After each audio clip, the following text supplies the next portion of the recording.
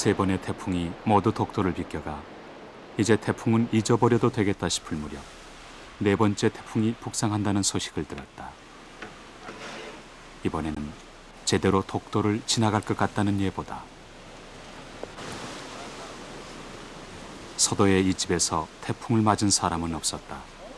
다만 태풍이 지나간 뒤에 피해 정도를 확인했을 뿐이다.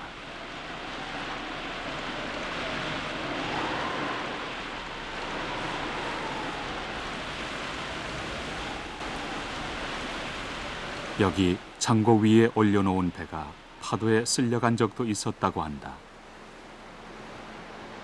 한편으로는 불안했으나 마음을 모질게 먹었다. 밤이 되면서 바람은 거세진다. 내일 새벽이 고비란다. 태풍 테드가 빠른 속도로 북상함에 따라 현재 제주도와 남해 전해상, 서해 남부와 서해 중부 먼 바다에는 태풍주의보가 내려져 있습니다. 중심기압 990밀리바, 중심 부근에서의 최대 풍속, 초속 25m의 강풍을 동반한 태풍 테드는 현재 중국 상해 남쪽 약 160km 떨어진 해안에서 빠른 속도로 북상하고 있습니다. 이 태풍은 오늘 밤부터 방향을 북동쪽으로 틀어 내일 오후 4시에 군산 부근 서해안에 상륙한 뒤 내일 밤에는 우리나라를 통과할 것으로 예상됩니다. 울릉도를 연결합니다. 박진명 아나운서 전해주시죠. 네, 울릉입니다. 제19 태풍 테드의 영향을 점차 받고 있는 울릉도는 지금까지 19.5mm 정도의 적은 양의 비가 내리고 바람만 다소 강하게 불 뿐 아직까지는 별다른 태풍 피해는 하루 종일 수십 번 전화벨이 울렸다. 지난밤 한 달 이상을 같이 지냈던 울릉도의 김성도 선장도 걱정이 되었던 모양이다. 여기 파도 좀 있어요. 점점 세지네요. 지금 큰 태풍이 올라온다 그러니까는 좀 준비 좀 해야 됩니다. 그게 미리. 오늘 낮에 그 웬만큼 좀 단속은 하긴 했어요. 일단 말자 올려놔야 돼요. 올리고 그래서 못 피할 정도 되면은 뒤로 타고 올라가야 됩니다.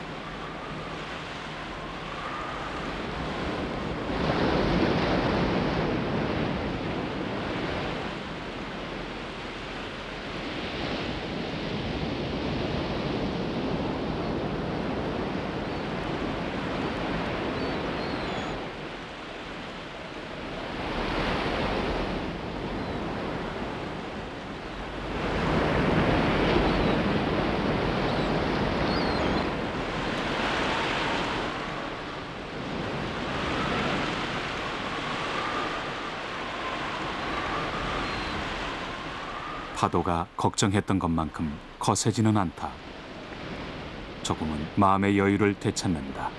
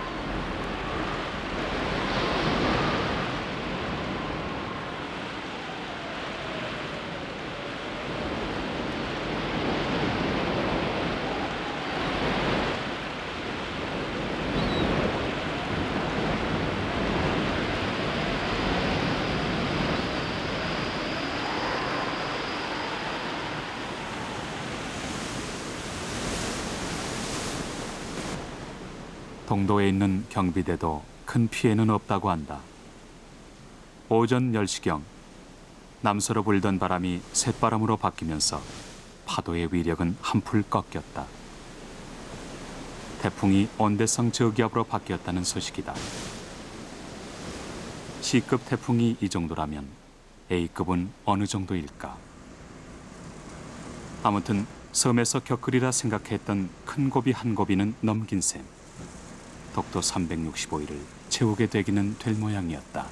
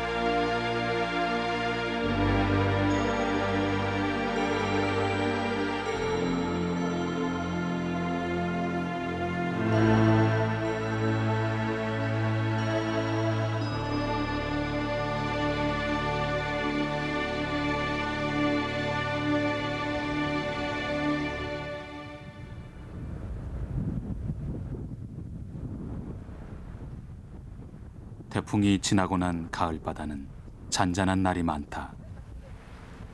독도 탐사에는 안성맞춤이다. 독도에 대한 자연 탐사 보고가 희귀한 상황에서 알찬 탐사 보고가 나오게끔 하고 싶었다. 가을에는 독도를 찾는 손님들이 많아질 것이다.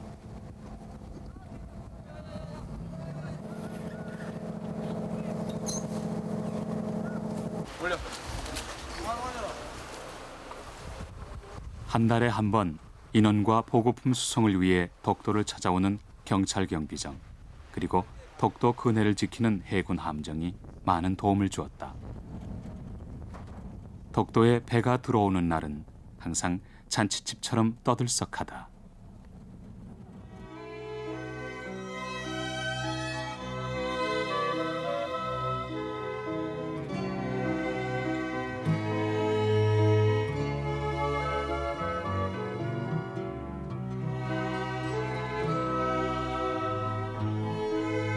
사람끼리의 복잡한 관계를 떠나서 자연 그대로의 독도에 대해 가장 궁금했던 점은 대체 독도가 언제 어떻게 생겨났나 하는 점이었다. 아울러 독도가 생성된 시기를 밝히는 일은 울릉도와의 상관관계를 밝혀주는 명백한 자료가 될 것이었다. 경상대 손영관 교수와 자원연구소의 박기화 박사, 그리고 서울대 해양학과 박장준 군이 조사를 맡아주었다.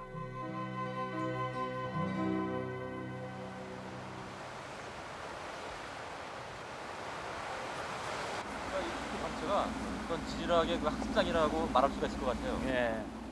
실제로 이제 여기 보면 단층도 있고 네. 또 여러 그 다양한 화산하는 활동에 의해서 생긴 화산압류, 예. 거기에 파생된 퇴적압류 이런 것이 아주 다양하게 나오고 또 제일 좋은 것은 그 노두가 예. 이제 100% 다 나와 있다는 거. 예. 이게 아주 누구든지 보면은 예. 환성을 지를 수 있는 그 아주 좋은 그 학습장이 될 것 같아요.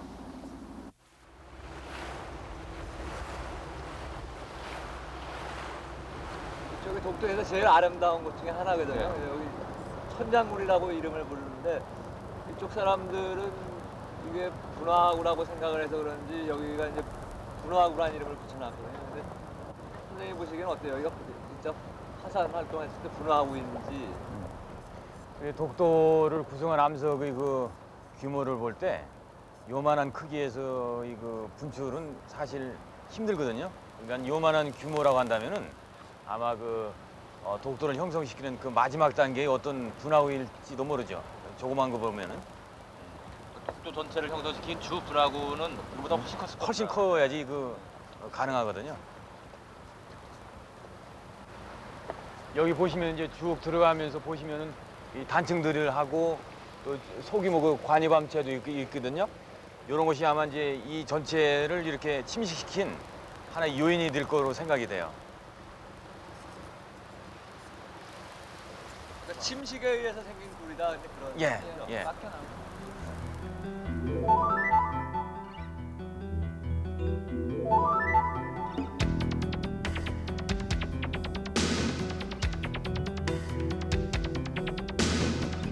일단은 지금까지 독도의 분화구로 알려져 왔던 이곳 천장굴이 분화구가 아니면 독도의 생성 과정은 생각보다 훨씬 큰 규모로 이루어졌으리라는 잠정 결론이 내려졌다. 그리고 일주일에 걸친 지질 탐사 과정에서 독도는 지질 연구 분야의 보고힘이 드러났다.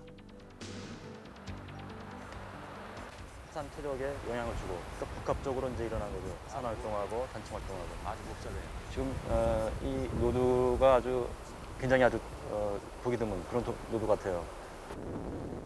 네트상에 그 지오메트리를 보이고 또 아주 뭐 랜덤한 탐사팀은 우리나라에서 처음으로 발견된다는 수중 화산 활동의 증거, 베개 구조를 찾아내는가 하면 지질학에서 이론적인 가설만 제기되고 실물이 확인되지 않았던 가상의 구조를 서도의 물골 쪽에서 발견해내고는 탄성을 지르기도 했다. 근데 이렇게 규칙적으로 층의 두께가 얇아지면서 변화하는 예. 이런 층들은 제가 생전 처음 봅니다.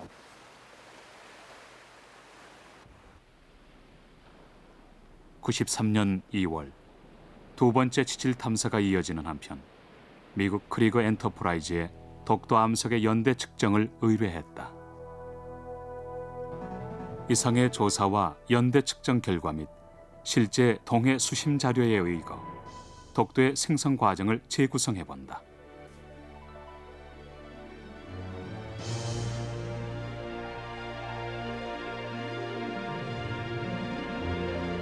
해수면 위로 나와 있는 독도는 해저 2,000m에서부터 생성된 엄청난 화산체 가운데 수백 분의 1에 불과하다.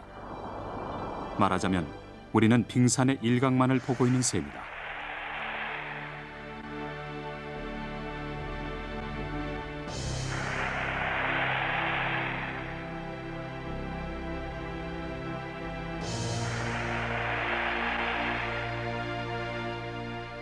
지금까지 독도는 울릉도와 거의 비슷한 시기에 생성된 것으로 추측되어 왔다.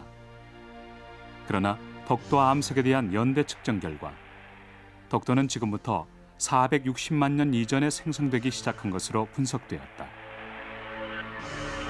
이는 울릉도의 270만 년 전에 비해 약 200만 년 정도가 앞서는 수치이다. 그러면 460만 년 전으로 돌아가 본다.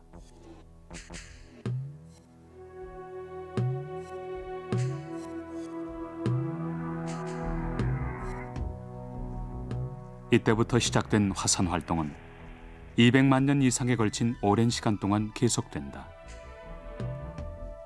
수압 때문에 해저에서 서서히 진행되던 용암 분출이 해수면 근처에 이르러서는 폭발적인 양상을 띠게 된다.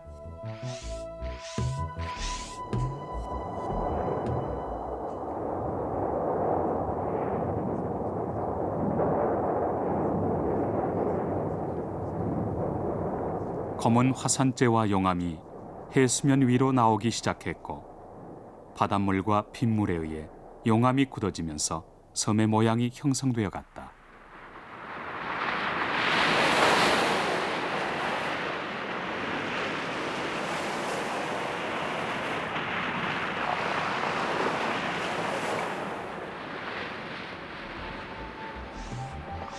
이때가 지금부터 약 250만 년 전이다. 이후 바닷물에 의한 침식 풍화작용을 거쳐 비로소 오늘날의 독도 모양이 형성되었다.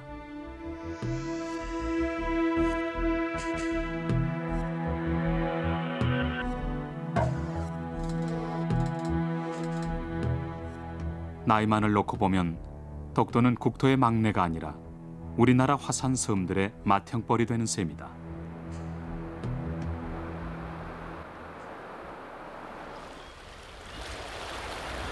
동도의 동쪽 사면에는 제법 많은 풀들이 자라고 있다. 그런데 그 퍼져 있는 모양이 묘하게도 우리나라 지도를 쏙 빼닮았다. 우연치고는 기이하다. 울릉도에서 92km, 육지로부터는 200여 킬로미터나 떨어져 있는 이곳 독도에 식물들은 어떻게 날아와 자라게 되었을까? 여기가 남서면이라서 그런지 식생이 좀 단순한 것 같아요. 그리고 여기 보면 바위 절벽 위에도 식물들이 많은데 절벽 바위 틈에서만 자라는 식물들도 특별히 종류가 다른 것 같아요. 예를 들어서 앙치송화 같은 거 그런 거는 바위 틈에서만 잘 자라죠. 여기는 역시 건조하기 때문에 주로 이 돌피 종류가 여기 우점하고 있는 것 같고요.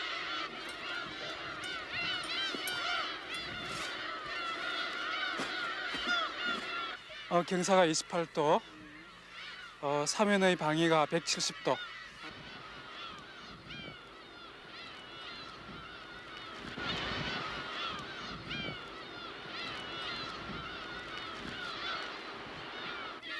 기름기가 토양에 굉장히 많네요. 유기물이. 예, 독도의 토양은 유기물이 굉장히 많고 토양은 굉장히 비옥한 것 같아요. 근데 문제는 워낙 독도의 경사가 급하기 때문에 대부분 토양이 보존되지 못하고 씻겨 내려가기 때문에 종수가 다양하지 못한 것 같아요. 이것은 앵축가의 갯가치 수염인데 잎이 마치 장미꽃이 배열된 모양으로 되어 있죠. 그래서 이것을 가리켜서 로제트라 그래요. 근데 로제트형 식물들은 대체로 잎을 땅 표면에 붙이고 있기 때문에 굉장히 강한 바람이 불어도 체온을 잃어버리지가 않죠. 그래서 겨울철에도 이러한 식물들은 잘 살 수가 있어요. 여기 털의 모양도 종 구별 요인 될 수 있습니까? 그럼요. 종마다 털의 모양이 다 달라요. 근데 지금 여기서 독도 식물은 대체로 털이 많은데 그 이유는 건조에도 잘 견디고 또한 추위에서 자기의 체온을 보존하기 위한 하나의 수단이라고 볼 수 있죠. 왜냐하면 털이 있으면 있을수록 해서 그 체온 발산도 줄어들고 또한 수분의 증발도 줄어들기 때문에 독도의 식물은 수분 부족에 처하기 쉬워요. 그 이유는 독도가 화산섬으로 되어 있기 때문에 비가 내리자마자 바로 배수가 되어버리고 또 다른 한 가지 요인은 바람의 영향을 많이 받아서 파도가 심하게 칠 때 바닷물이 중턱 이상으로 튀겨 올라오게 되죠. 그렇게 되면 토양 속의 염분 농도가 높아져 가지고 식물이 토양으로부터 물을 제대로 흡수를 하지 못하든지 이것이 좀 더 심해지면 오히려 삼투압이 거꾸로 작용을 해가지고 식물의 뿌리로부터 토양이 물을 빨아들이게 되는 거예요. 그래서 이것을 방지하기 위해서 독도의 식물들은 굉장히 식물의 잎이 두꺼워져 있죠. 또 여기 지내면 여기 풀들이 있는데 이게 어떻게 독도로 건너오게 됐을까요? 제가 여기 독도에 나와 있는 식물의 종류를 살펴보니까요. 주로 벽과 식물이나 국화과 식물처럼 씨가 가벼운 것들이 많아요. 대신에 비교적 씨가 큰 콩과 식물은 거의 볼 수가 없거든요. 이것으로 볼 때 독도에 있는 식물의 대부분들은 이 바람에 의해서 우리나라의 육지나 또는 울릉도에서부터 온 것이 아닌가 그렇게 생각이 되어요. 실제로 독도의 식물과 울릉도의 식물을 비교를 해보면 독도에 자라고 있는 약 50여 종의 식물 중에서 울릉도에 없는 것은 한 종밖에 없거든요. 그래서 이것으로 볼 때 틀림없이 독도의 식물들은 태풍을 비롯한 이런 강한 바람에 의해서 육지로부터 날아오는 것이라고 이렇게 볼 수가 있겠죠.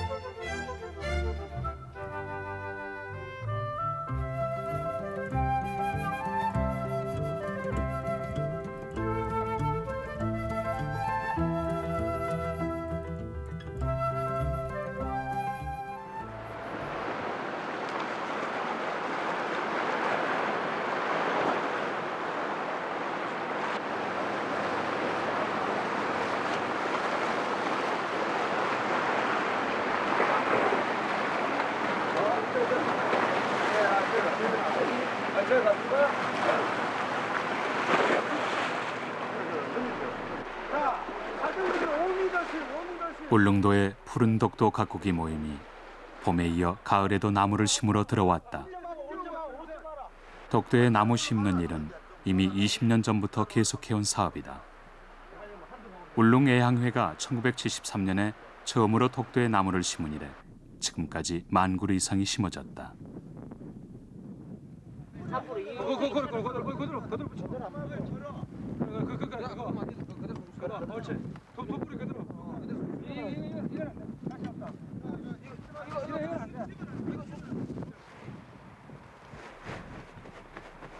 이들이 심어놓은 향나무, 해송, 섬보리장나무, 사철나무 등 해풍에 강한 수종들이 독도 곳곳에 눈에 띈다.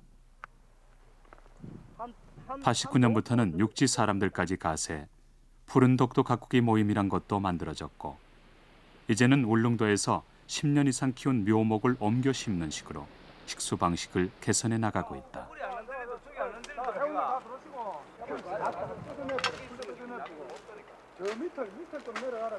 내려가보면 된다. 내려가자. 아 진짜 안 가봤는데. 여기 골목으로 곱히려는데 이게. 곱힙니다. 보러 오세요. 빠가 이제 빨갛게 됐어요. 빠가 이제 나올랍니다 이게. 야. 요거는 12월달에 피던다 이게. 아 이거 12월인표요? 89년에 심은 동백이 3년 만에 드디어 봉오리를 맺었다. 이들에게는 경사가 아닐 수 없다. 이 독도에서 동백나무 꽃 보기는 이게 역사상 처음인 것 같습니다. 이게 우리 땀의 결실이다.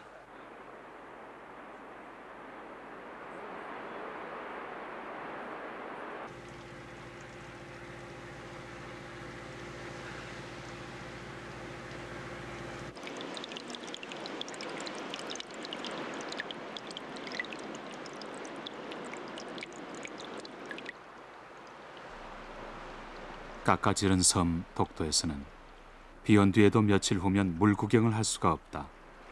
그만큼 물이 잘 빠진다. 그래서 비는 독도에 살아 숨쉬는 모든 생명체들에게는 가장 반가운 손님이 된다.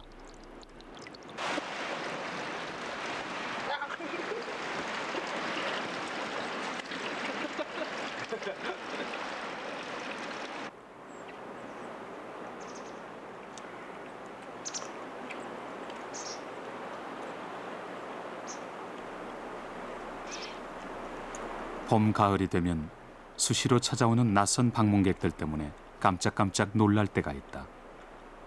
새 몇 마리 날아오면 한편으로는 신기하기도 하고 한편으로는 여기까지 날아오게 된 사연이 궁금하기도 하다. 그중에는 우리나라에서 좀처럼 보기 힘든 희귀종도 섞여 있어 전문가들을 흥분시킨다. 1976년 제주도에서 단 한 번 발견됐다는 기록 말고는 아무런 자료가 없는 희귀조 녹색 비둘기가 독도로 날아들었다. 아니 녹색 비둘기가 그렇게 희귀한데요? 그렇죠. 우리나라에서는 뭐 아직 촬영도 한 번도 안 됐었고, 그다음에 뭐 표본도 없고, 그러니까 우리나라 아마 낡은 기록이 하나가 있을 겁니다. 그게 제 기억으로는 상당히 오래된 얘기인데 그 기록만 있고 제가 여기서 처음 만났어요. 사실 독도에 올 때 막연한 느낌으로 그런 걸 한번 만나봤으면 했는데 이번에 진짜 우연찮게 만날 수가 있었어요. 그래서 좋은 사진을 찍었는데 그 새가 여기 지금 다니면서 먹이를 충분히 먹고 있는 거로 봐서는 이 먹이가 없어지는 그 시기가 아마 이 독도를 떠나는 시기 아닌가 하는 생각이 드는데 상당히 희귀한 새예요. 저도 머리 털라고 처음 보는 새니까. 이번엔 몇 종이나 찍었어요, 며칠 때? 제가 여기 촬영을 해보니까 지금 보이는 종류가 뭐 육지에서 흔히 볼 수 있는 안락할미새, 노랑할미새, 그다음에 노랑턱매새, 돼새. 근데 지금 시기적으로 숫자가 내륙이 추워져 오기 때문에 아마 지금 이쪽으로 숫자가 점점 많아질 거라고 예상이 돼요. 그런데 제가 봄에 느꼈던 것보다는 숫자가 너무 적더라고요. 그러니까 이 새들이 일정한 경로를 이용하는 것이 아니라 그 북쪽에 올라가서 번식을 하고 내려오면서 때로는 우리나라에서 번식을 하는 새들이 이 지역을 일부가 그러니까 쉬는 장소로 아마 통과하는 것 같아요.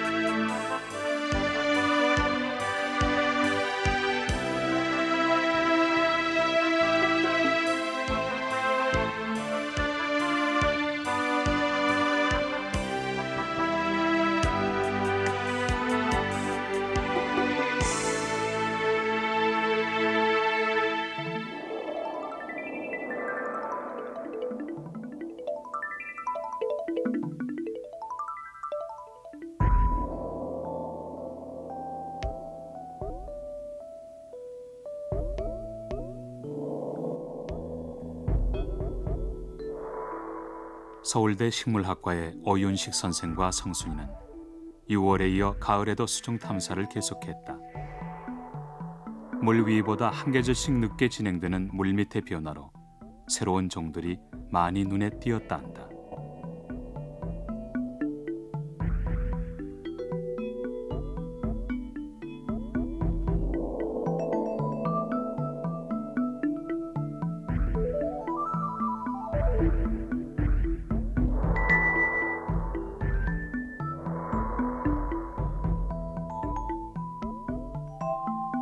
오 선생은 겨울에 다시 한번 독도에 들어와 수중 탐사를 마무리하기로 했다.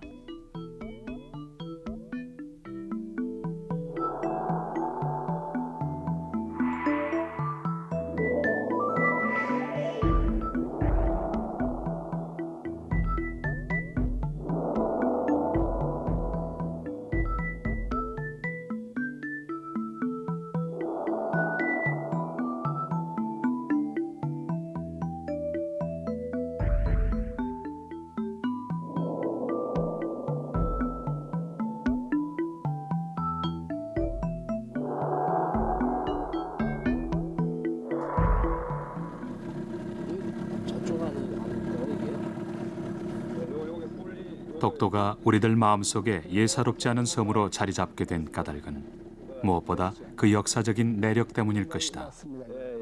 요즘 될 것 같아요. 이게 언제 때 그림이에요?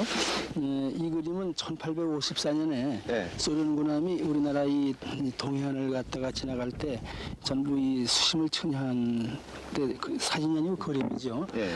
그림인데 보시다시피 이렇게 이제 그 동도 서도 가운데다가 이런 또 가운데 큰 바위를 그렸거든요.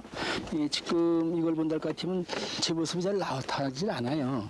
비슷해요. 근데 이게 좀 높은 것 같아요. 그렇죠. 그러니까 아마 그간에 한 150년 흐르는 과정에서 이 어떤 변화가 안 왔나, 혹시 무슨 그 옛날에 폭격도 했고 또 풍화작용해서 지금 이 모습은 잘 안 찾아집니다. 그리고 또 하나는 그 이후에 한 20년 이후에 이 지도를 일본서 해군 수로부에서 영연했기 때문에 이거는 소련도 그렇지만 일본 해군성에서 우리나라의 독도를 갖다가 한국의 영토로 인정했다는 아주 구체적인 증거가 됩니다. 그런 점에서 상당히 중요하다고 봅니다. 네. 이종학 선생의 독도에 대한 집념은 대단했다.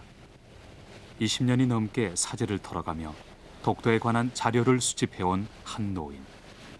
그리고 지난 30년 동안 오로지 독도 문제만 다루는 전문 관리를 따로 임명해놓은 일본. 어쩌면 독도가 겪어온 과거를 상징적으로 보여주는 일면이 아닐런지. 이거 겹쳤어. 이게 1906년도 사진이지. 사진이죠. 1905년에 일본 사람들이 소위 이 독도는 주인이 없는 섬이라서 저 시마네경에다가 소속을 시켰습니다. 그리고 1년 만에 그 일본 시마네경 지사가 여기 그 기념으로 시찰을 왔어요. 그래서 시찰을 갔다 와서선 찍힌 사진인데 이것이 현재 나타난 걸로는 독도 사진 제1호입니다. 근대 들어 독도가 구체적으로 문제되기 시작한 것은 러일 전쟁 때였다. 1차적으로는 일본 해군의 군사적인 목적, 2차적으로는 어업상의 이유에서였다. 1905년 2월, 일본은 은밀하게 독도를 시마네현의 부속 도서로 편입시킨다. 같은 해 11월, 을사보호조약으로 한국은 외교권을 박탈당했고, 이듬해인 1906년 3월, 일본은 지방관리인 시마네현 지사를 울릉 군수에게 보내 독도의 일본 영토 편입 사실을 통과하는 식으로 극히 우회적이고 단계적인 수순을 밟아나갔다. 그러나 8.15 해방 후 연합군 최고사령부는 각서를 통해 독도가 일본의 통치 지역으로부터 제외되는 지역으로 규정, 일본 정부에 통고했다.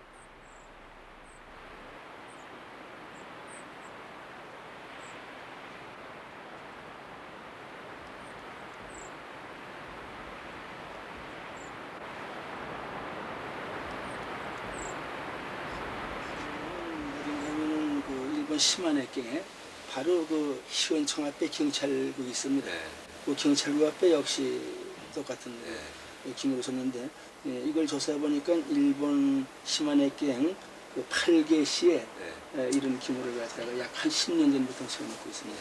우리는 지금 여기서 보면 일본 사람들이 독도에 대해서 아무 얘기도 하는 것 같지만 지금 가보면은 상당히 이게 심각한 문제라는 걸 느꼈습니다. 독도가 이제 우리 것이라는 자료가 엄청 많이 나오는데 일본에서는 또 물론 일본 것이라는 자료도 많이 있겠지만은 그 자료들에 나타나고 있는 게 좀 양상이 어떻습니까? 바로 이제 이런 것도 그 하나죠. 보시면 알지만 이거는 약 한 200년 된 지도입니다. 임자평 일본말로는 하야시 시에 하는데 그 사람은 이제 이것이 그렇죠. 하야시 시죠. 이게 이제 조선 저기 일본 아닙니까? 색깔은 일본은 이렇게 했거든요. 이제 조선은 이렇게 했죠. 노란색으로 했죠. 바로 이게 울릉도고 이제 이것이 그 우리나라 독도입니다. 독도. 두 가지 색깔이 다 우리나라 색깔 아닙니까? 그런데 하면 여기다가 독도는 조선의 것이다 하는 그런 아주 여기다 주까지 글씨까지 써놨거든요. 보이시죠? 이것이 독도는 조선의 것이다 하는 그 주까지 달아놨습니다. 이것이 전체가 이제 일본이고 그 부록으로 붙인 것이 바로 이제 이것이 조선입니다. 조선에 여기 뭐라고 그랬습니까? 조선 전도 그랬나요? 네, 전도 그랬죠. 네, 이것이 울릉도입니다. 바로 또 다케시마한 이것이 우리나라 독도거든요. 아까 거지도와 마찬가지로다가 또 여기다가 이렇게 라인을 쳐서 독도를 갖다가 분명한 한국의 것으로 만들어 놓고 있습니다.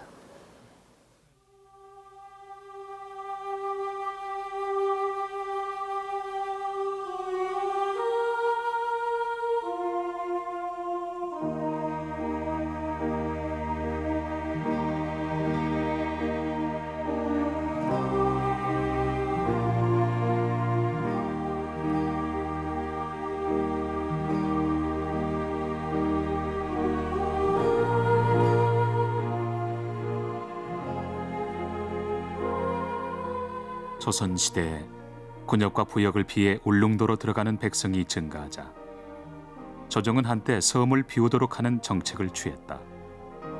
하지만 사람들은 울릉도에서의 삶을 이어왔다. 아니, 이미 300년 전에 안용복 같은 동네 어부는 울릉도와 독도 부근에서 일본 어선이 조업하는 것에 반발, 배를 타고 일본에까지 쫓아가 항의했고, 일본으로부터 울릉도와 독도가 조선 땅임을 확인받는 당찬 모습을 우리에게 남겨주고 있다. 이렇게 끈질긴 산하와의 인연들이 쌓여 있기에 국토란 이렇게도 저렇게도 다루어질 수 있는 그런 손쉬운 대상은 아닌 것이다.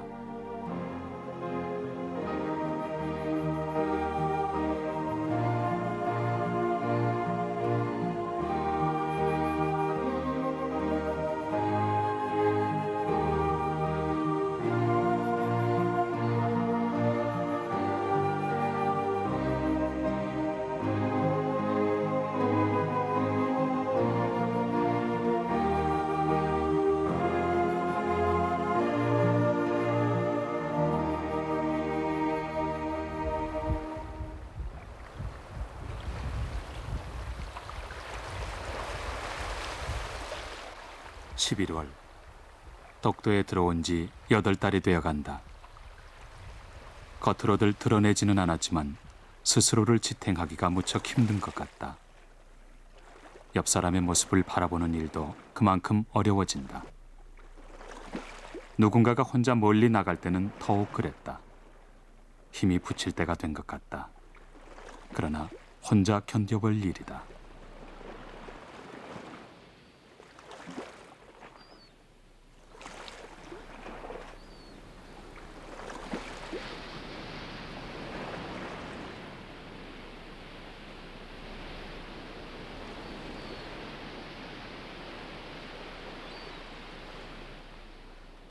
나에게는 도리 형인 홀로 아리랑의 가수 한돌 씨가 88년 이래 10번째로 독도를 찾아왔다. 경비대원들에게도 누구보다 반가운 손님이다. 자, 여러분 저희들을 찾아주신 한돌 씨 노래 한 곡 들어봅시다.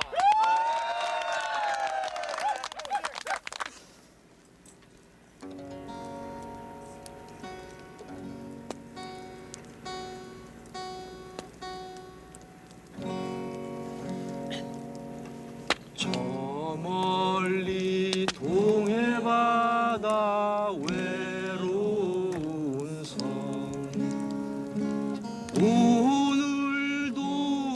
거센 바람 불어오겠지. 조그만 얼굴로 바람 맞으니 독도 약한 밤에 잘 잤느냐. 아리랑 아리랑 홀로 아리랑 고개를 넘어가 보자. 가다가 힘들면 쉬어가더라도 손잡고 가보자. 같이 가보자. 백두산 두만강에서 배 타고 떠나라. 한라산 제주에서 배 타고 간다. 가다가 홀로 섬에 닻을 내리고 떠오르는 아침 해를 맞이해보자. 아리랑 아리랑 홀로 아리랑 고개를 넘어가 보자. 가다가 힘들면 쉬어가더라도 손잡고 가보자. 같이 가보자. 가다가 힘들면 쉬어가더라도 손잡고 가보자. 같이 가보자.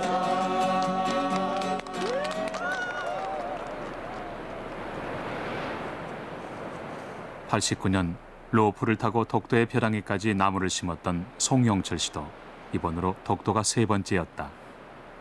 지금 독도에 정작 필요한 것은 그런 추억들인지도 모른다.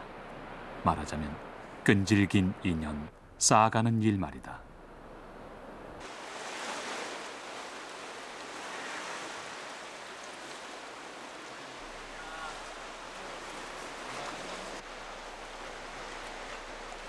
외모에 신경 쓸 필요가 없어 머리와 수염이 자랐지만 이제는 그 외모가 오히려 마음을 압박하는 것 같았다.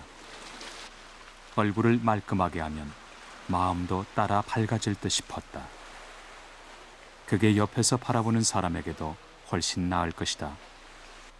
무언가 분위기를 바꿔 새로운 힘을 얻고 싶었다.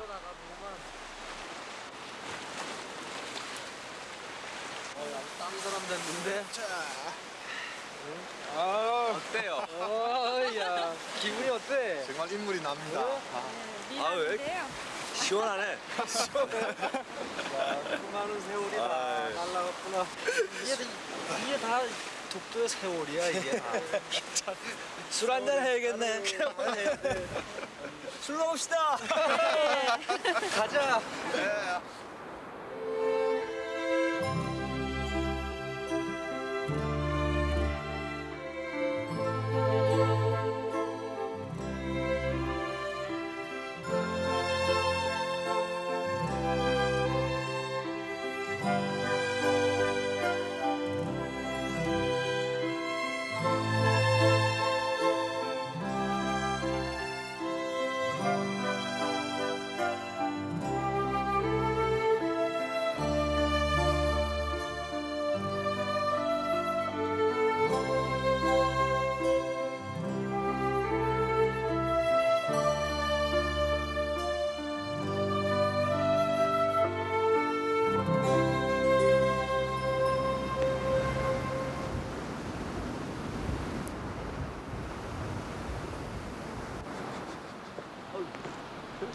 12월 10일 덕도 경비대원들이 투표를 하는 날이다. 누군가 우스갯소리를 했다. 몇 사람을 위해 동해바다에 500원짜리 동전을 뒤로 뿌리며 달려왔다고. 사람 사는 일이 그런 것일 게다. 우체부 직원이 복도까지 투표용지를 직접 배달해 주었다.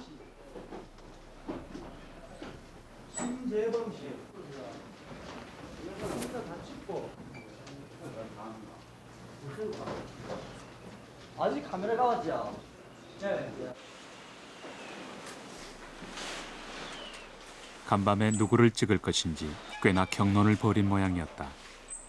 거참 중에는 독도에서의 투표가 두 번째인 사람도 있었다.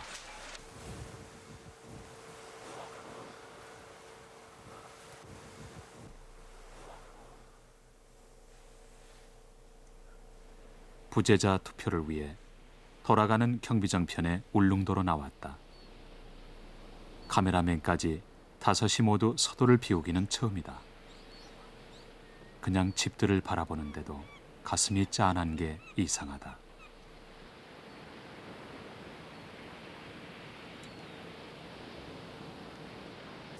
선배 덕분에 독도 외출도 하고 좋다. 외박이다, 외박. 사람이 별로 없네, 여름에 보면서. 야, 냉면, 빵, 족발. 먹고 싶은 거 다 했네. 다 먹고 가야지. 아유, 사람 많네. 오케이.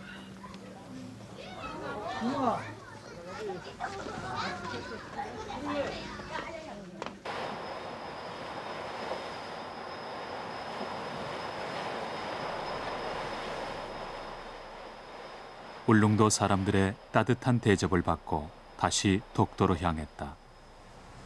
성순이와 영환이는 잠시 휴가를 갔다.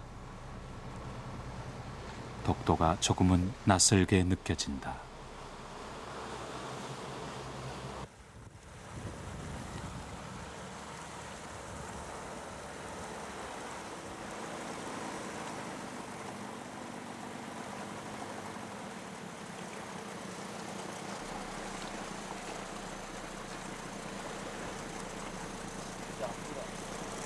(12월 18일) 동도 아래 촛대바위 옆에 물범 한 마리가 나타났다.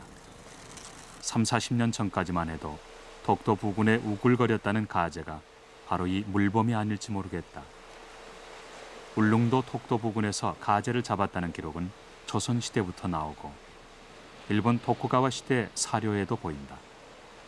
지금은 사람의 손을 타 모두 어디론가 사라져버렸다. 북태평양 연안을 따라 널리 분포해 있는 이 물범은 근래 우리나라에서는 서해와 동해에서 몇 년에 한 번씩 발견될 뿐이다.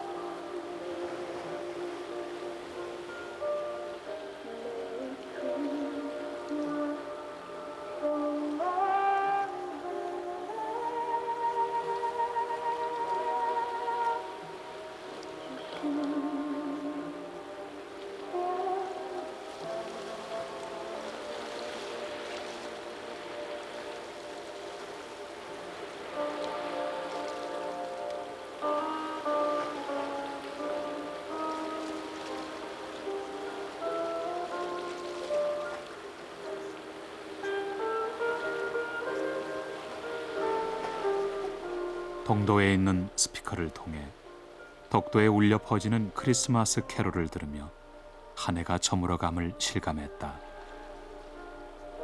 경비대원들은 하루에도 몇 번씩 캐롤을 들었다. 캐롤이 들리는 횟수가 그들의 마음을 전해주는 것 같았다.